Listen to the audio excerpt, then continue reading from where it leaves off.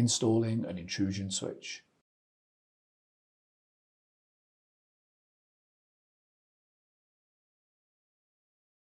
Push the intrusion switch into the intrusion switch bracket. Make sure the intrusion switch is fully seated in the bracket. Connect the intrusion switch cable to the system board assembly.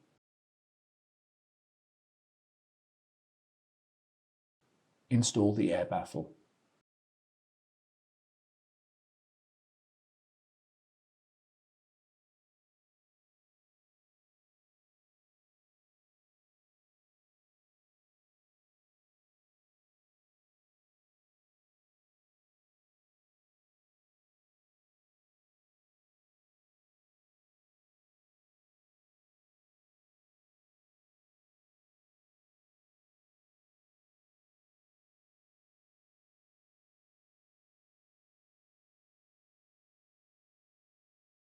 Install the rear top cover.